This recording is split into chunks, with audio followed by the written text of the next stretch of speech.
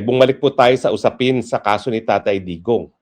Well, ano pong status? Well, as of 23 August, as of today po, yung prosecutors ay naglabas ng 6,909 evidentiary items para sa period ng 7 January hanggang 31 July of 2026.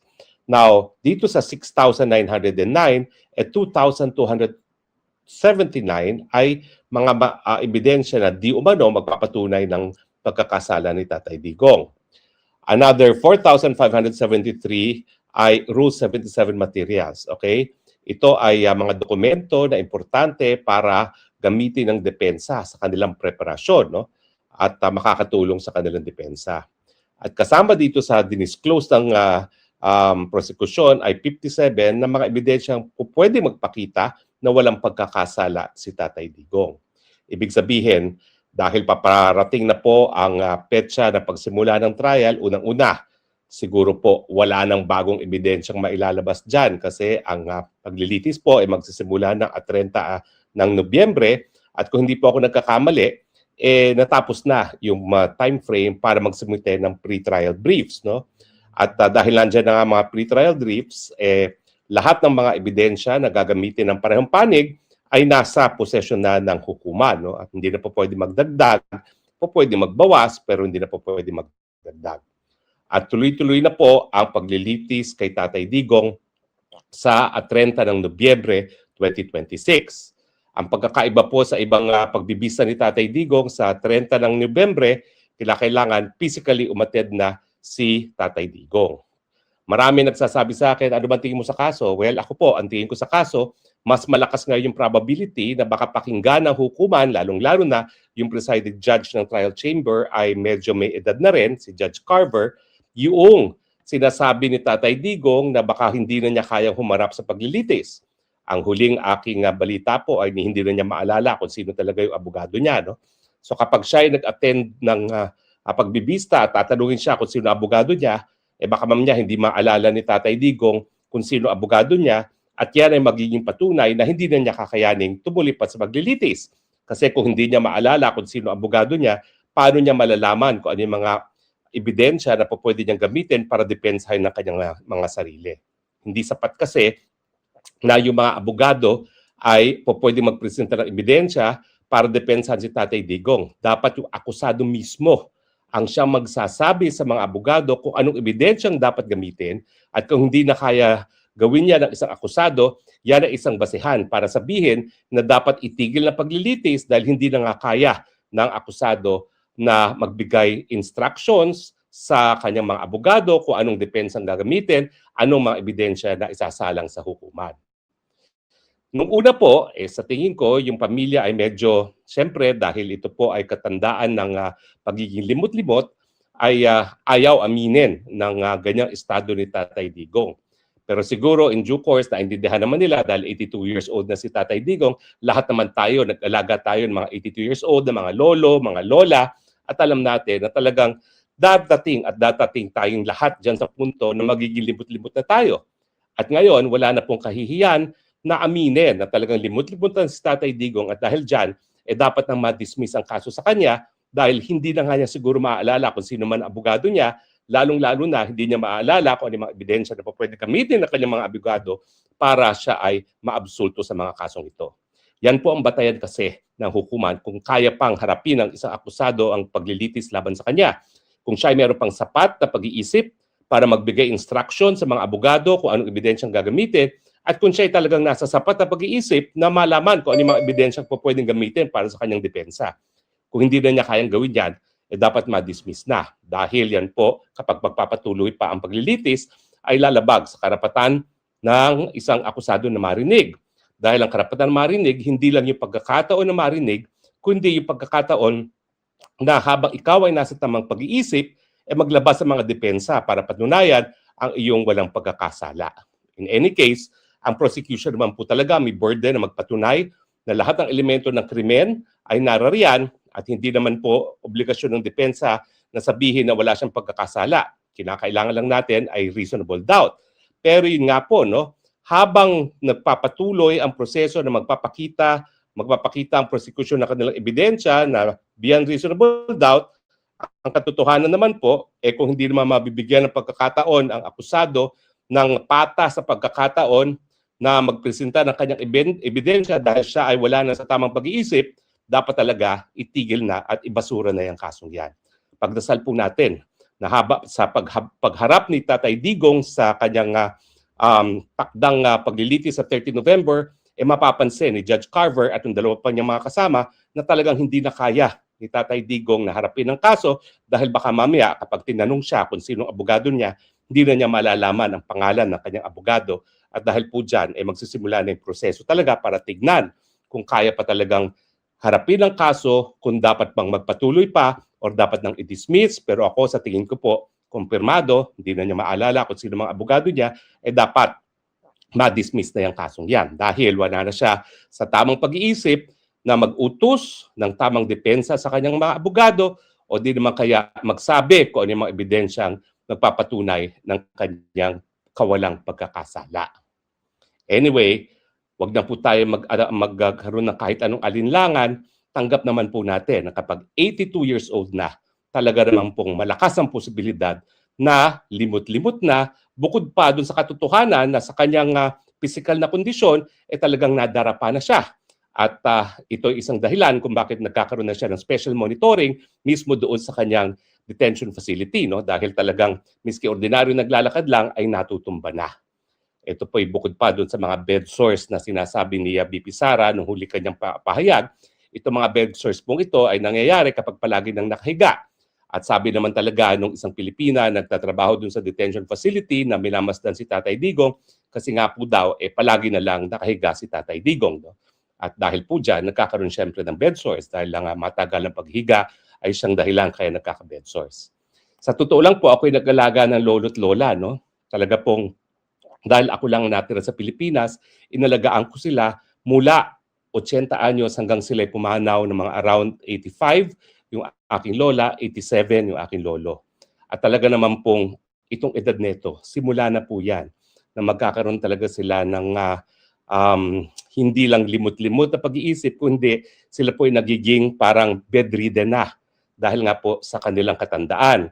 Lalong-lalo na kung wala namang pagkakataon na magkaroon ng regular exercise gaya ng paglakad-lakad na hindi naman po pwedeng gawin ni Tatay Digong habang po siya ay nakadete na. Pagdasal po natin. Pero ang estima ko, pag nagsimula ang trial sa 30 November 2026, makikita ng mga huwes ang asta, ang pagkatao, ang tignit, ang tindig at pagkaisip ni Tatay Digong, baka lang po, ipagdasal po natin yan, hindi ko sinasabi na ito yung mangyayari, pagdasal lang natin na pag nakita na nila ang estado ng pag-iisip at estado ng pangangatawan ni Tatay Digong, baka mapauwi siya ng first 2 quarters ng 2027. Kampante po ako na dapat makita lang nila sa sariling kanilang mga mata, marinig ang mga sagot ni Tatay Digong para sila ay maniwala na hindi na kaya ni Tatay Digong. Ito ay bukod pa dun sa regular medical examinations and psychological examinations na pinag-utos na rin ng hukuman. Dahil nga po si Judge Carver bilang isang senior judge, medyo meron na ring edad, ay nakakaintindi sa kalagayan ni Tatay Digong. Hari nawa, pagdasal po natin para makauwi na po si Tatay Digong. Pag-usapan din po natin na ang latest doon sa hakbang na ginagawa ng Amerika para buwagin ang ICC ay linagay po sa sanctions yung presidente mismo ng ICC, isang Haponesa, si Judge Tomoko Akane ng Japan, at isang senior lawyer na si Abdoulaye Saye ng Senegal. Si Judge Akane nga po ay isang presidente ng ICC. Siya ay tumatayong pinakamataas na hukom sa ICC at siya ay nailagay sa sanctions dahil siya daw po ay sumapi doon sa effort ng ICC na kasuhan ng mga tao na gaya ng Pilipinas ay hindi na po tinatanggap ang jurisdiksyon ng ICC. Itong sa Abdoulaye Saye naman po ng Senegal ay isang senior trial lawyer na naging kabahagi rin ng effort na kasuhan ng isang tao, si Prime Minister Benjamin Netanyahu na isang Israeli, isang bansa na hindi po ever naging kasapi ng ICC.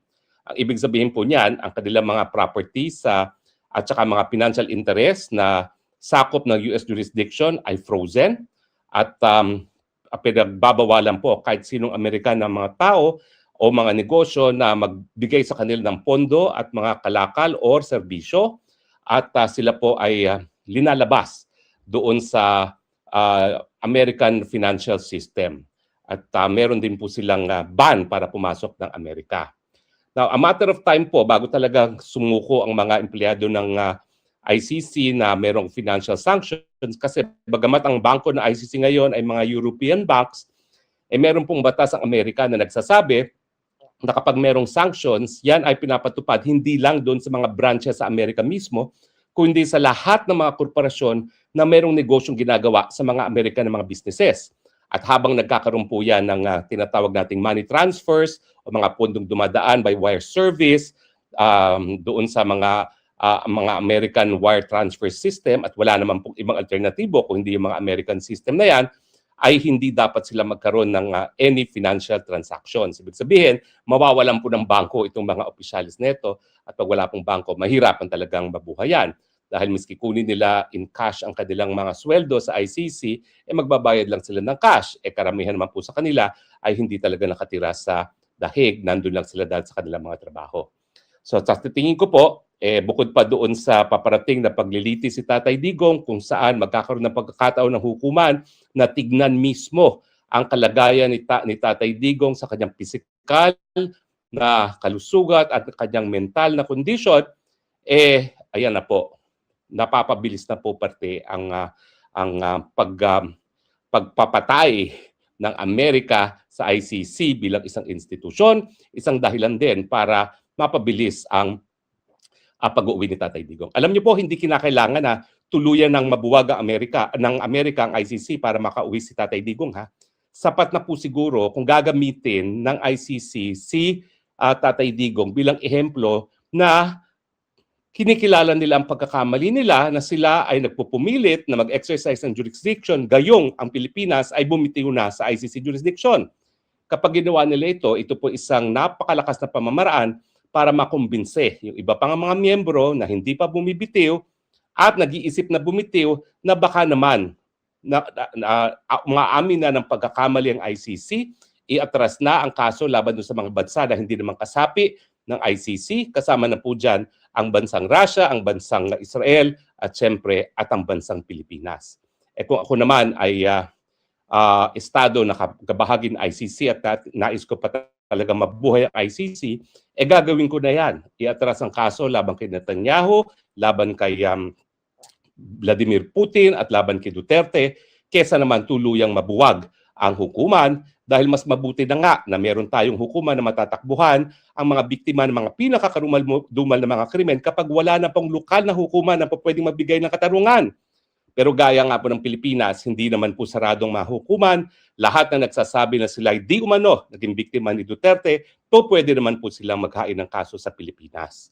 So kung nais nila talagang isalba ang ICC bilang isang institusyon dahil kinakailangan natin na yung mga bansang hindi na gumagana hukuman ay magkaroon pa rin ng pamamaraan para magkapagbigay ng katarungan sa kanilang mga mamamayan, i-dismiss ang kaso kay Tatay Digong, kay Putin at kay Netanyahu.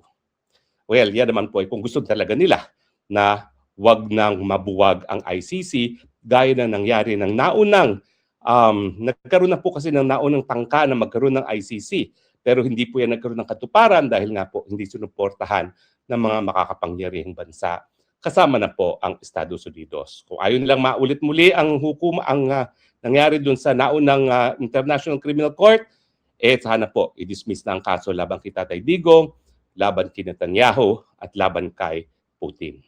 Well, maraming salamat po sa inyong patuloy na pagtangkilik, ha, at sana po patuloy niyo inyong pamamahinga itong araw ng pahinga, itong araw ng linggo.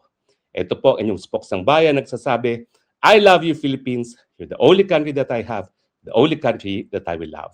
Bye for now, and God bless the Philippines. Bye.